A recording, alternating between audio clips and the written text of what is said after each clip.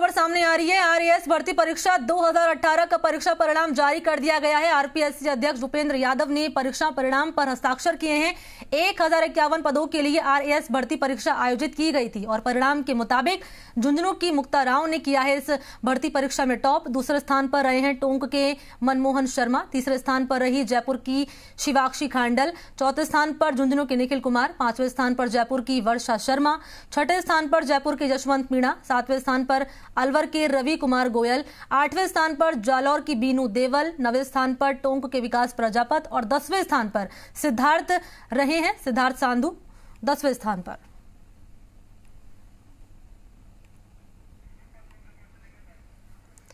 और इसी खबर पर हमारे सहयोगी मेरे साथ दीपक गोयल लाइव जुड़ चुके हैं इस वक्त। तीसरे स्थान पर जयपुर की शिवाक्षी खांडल के साथ इस वक्त दीपक गोयल मौजूद है। दीपक, बातचीत कीजिए, जानिए उनसे कैसा लग रहा है अभी और सफलता का श्रेय किसे देना चाहेंगी शिवाक्षी खांडल? बिल्कुल, देखिए शिवाक्षी की कहानी कुछ अलग है। 2 महीने पहले दुखों का पहाड़ उनके घर पर आया और उनके जो पिता है उनका साया है उनसे छिन गया, यानी कि अप्रैल में उनके पिता का है वो देहांत हो गया। लेकिन उन्होंने अपना कह सकते हैं कि जो उनके पिता का सपना था कि वो एक आरएएस अधिकारी बने और उस सपने को साकार करने के लिए उन्होंने कड़ी मेहनत की। हमारे साथ शिवाक्षी खांडल हैं, उनकी ये आप तस्वीरें में देख पा रहे हैं। उनकी जो मदर है वो हैं, उनके जो भाई हैं उनकी जो नानी है, ये विद्याधर नगर इलाके में रहते हैं। और देखिए फर्स्ट अटैम्प्ट है और 3rd रैंक उन्होंने बनी है। बड़ी एक कह सकते हैं कि कठिनाइयाँ बड़ी उनको थी, दुखों का पहाड़ था। अप्रैल में 2 महीने पहले पिता का निधन हो जाता है। सबसे पहले आपको बधाई। Thank you. पिता का साया 2 महीने पहले आपके सर से उठ चुका और पिता का सपना था कि आप आरएएस अधिकारी बने। किस तरह से आपने पढ़ाई की और 2 महीने के अंदर बहुत डिस्टर्ब भी रहे? सर, मेरा केवल इंटरव्यू बचा था उस टाइम पे और मैंने फोकस केवल इस बात पे रखा कि उनका सपना है और उसे पूरा करना है, तो उसी दिशा में मैं पढ़ाई करती गई और फिर परिवार का बहुत सपोर्ट रहा। कितने घंटे आपने पढ़ाई करी? कोई आइडियल आपका रहा और किस तरीके से आपको लगा था कि 3rd रैंक आप पूरे राजस्थान में अचीव करें? सर, 3rd रैंक का तो मुझे नहीं पता था, लेकिन ये श्योर था कि हाँ प्रॉपर आरएएस मुझे मिलेगा। और इसके अलावा घंटे मैंने कभी काउंट नहीं किए।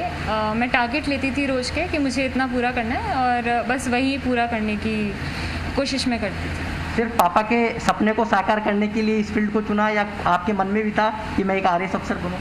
सर बिल्कुल था। एक्चुअली मेरे कुछ सीनियर्स थे, फाइनल ईयर में मैंने उनसे बातचीत की इस बारे में। उन्होंने बोला कि काफ़ी अपॉर्चुनिटीज़ है इस फील्ड में, लेकिन 2017 में मैंने पहले गेट दिया था और क्वालिफाई भी किया था। उसमें रैंक अच्छी नहीं आई क्योंकि 4 साल मैंने टेक्निकल को दिए, इसलिए मैंने गेट दिया। 2018 से मैंने आरएएस की तैयारी स्टार्ट की। देखिए पिता हैं, आप जो तस्वीरों में देख पा रहे हैं, 2 महीने पहले ही निधन हुआ। इनकी माताजी मदर भी हैं, उनसे बात करेंगे। आपकी बेटी आज अफसर बन गई है, किस तरह से, क्या मन में था? और इनके पिता का भी सपना था कि बेटी अफसर बने। मन में यही था कि भाई ये अफसर बने। अब ये बाकी बचे हुए काम को मैंने पूरा किया। 2 महीने इसके साथ बिल्कुल इसको डाउन नहीं होने दिया, तो इससे आज आपके सामने परिणाम। 2 महीने में काफ़ी डिस्टर्ब एक तरफ। बहुत ज़्यादा। या आप जान सकते हैं कि एक स्त्री का पति चला जाए या बच्ची का, इतना सा परिवार है, उसके बाद में कैसे क्या स्ट्रगल होता है और क्या होते, उस सब कुछ झेलते हुए इस बच्ची ने किया। आपने इनके हौसले में कोई कमी नहीं आने दी, मतलब इस 2 महीने के अंतराल में? फिर इसने मुझे संभाला, मैंने इसे संभाला, बस यही रहा हमारा। अच्छा। पापा के सपने को तो पूरा करना ही था, बस यही टारगेट बना के हमने आगे बढ़ा।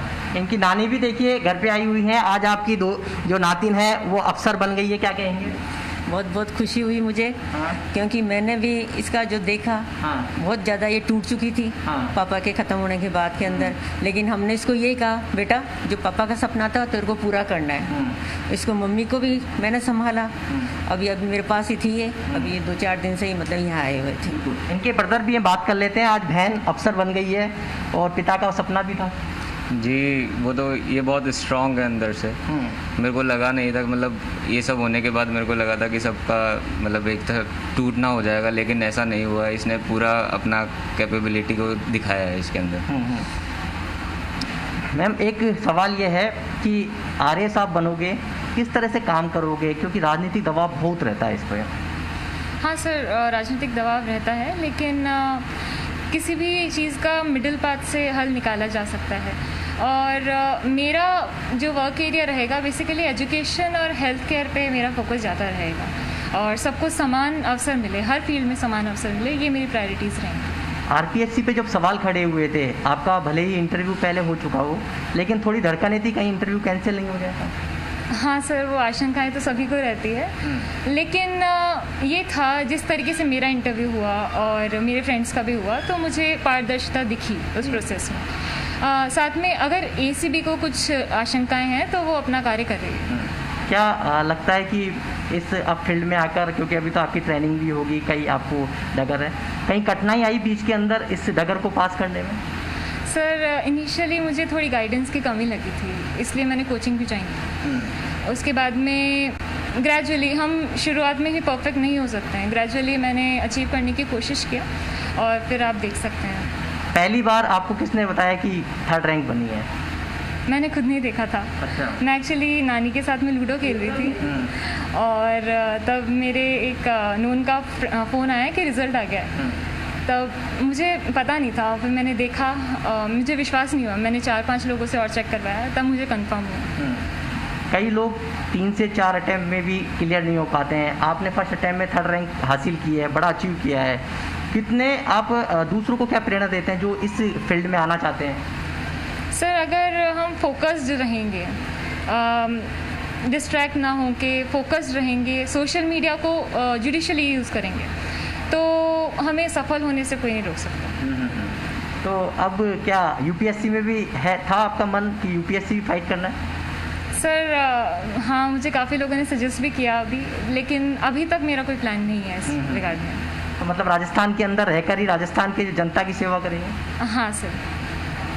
तो आपकी एजुकेशन क्या रही है, क्या सब्जेक्ट आपका रहा था, और इसमें कितनी कब से तैयारी कर रही थी? सर मैंने बीटेक किया है government women engineering college Ajmer से, और सर मैं वहाँ भी टॉपर थी।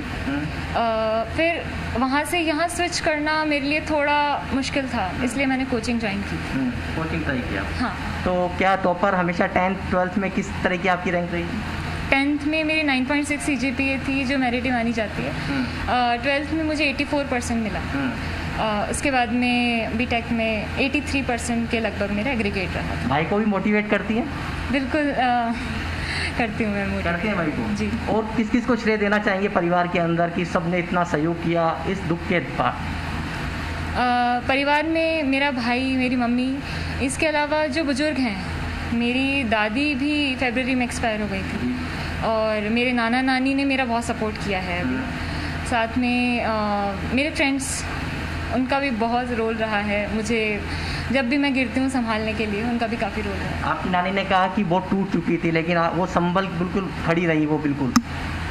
हाँ सर, उस समय ऐसी सिचुएशन हो गई थी। आप भी जानते हैं कि दुख में साथ देने वाले बहुत कम होते हैं, तो सेम सिचुएशन हमारे साथ भी हुई, लेकिन हाँ वो टाइम निकल गया। पिता के निधन के बाद लगा था कि क्या आप इंटरव्यू देंगे, बिल्कुल मन बना लिया था? सर जिस दिन उनकी डेथ हुई थी उसी दिन मैंने सोचा था कि हाँ ऑफिसर बनना ही है अब, और इसमें अब टूटना नहीं है। लेकिन हाँ धीरे धीरे दुख भी होता है और कमी तो हमेशा महसूस होती ही है। आपने माँ को भी संभाला, माँ ने आपको संभाला, जैसा आपकी मदर बोल रही हैं। जी जी बिल्कुल। तो क्या समाज सेवा में किस तरीके से करेंगी, लोगों की सेवा किस तरह से करेंगी? क्योंकि कहा जाता है कि पॉलिटिकल दबाव आता है तो आप वो नहीं कर पाते जो करना होता है। सर मैं ये कोशिश करूँगी कि मेरे ऑफिस में या मेरे एरिया में, मैं जहाँ तक मेरी रीच है वहाँ तक अगर किसी को कोई प्रॉब्लम है, समस्या है, तो मैं उसको सॉल्व कर सकूँ, एक ट्रांसपेरेंट मैनर में सॉल्व कर सकूँ, और मेरे डिपार्टमेंट में या मेरे ऑफिस में कोई करप्शन ना हो। करप्शन ना हो मतलब जीरो टॉलरेंस हो? ज़ीरो टॉलरेंस तो पॉसिबल नहीं है, लेकिन मिनिमाइज हो। तो क्या लगता है कि समस्याओं का अंतिम पड़ाव माना जाता है अधिकारी जब टेबल पे उसकी कुर्सी पे लिखा होता है? तो क्या वास्तव में आप मानते हो कहीं आपको सरकारी दफ्तरों के कभी चक्कर काटने पड़े?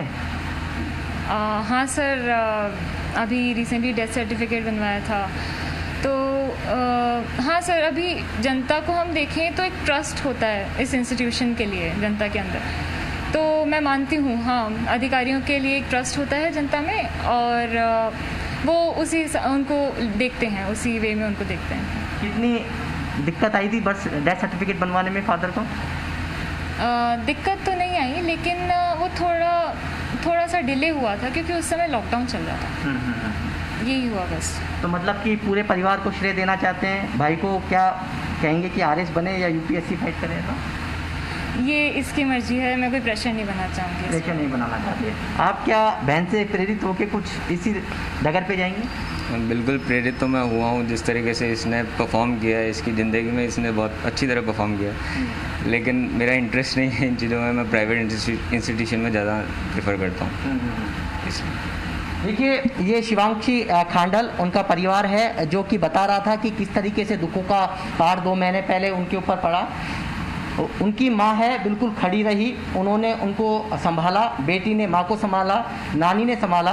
तो देखिए पूरा परिवार एकजुट होके, और उसी दिन शिवांक्षी ने ठान लिया था जब उनके पिता का देहांत हुआ कि अफसर तो उन्हें बनना है, पापा का सपना है पूरा करना है। भले ही पापा इस दुनिया में नहीं है लेकिन उनके जहन में ज़रूर है, उनकी यादें बेहद है। और आज उनके जो पिता हैं उनका आशीर्वाद लेकर वो आज इस मुकाम पर पहुंची है। शिवांक्षी का हौसला नहीं डगमगाया और इसी हौसले को जी राजस्थान भी सलाम करता है, और जी राजस्थान की तरफ से शिवांक्षी को भी ढेर सारी शुभकामनाएं। दीपक, आपका भी बहुत बहुत शुक्रिया।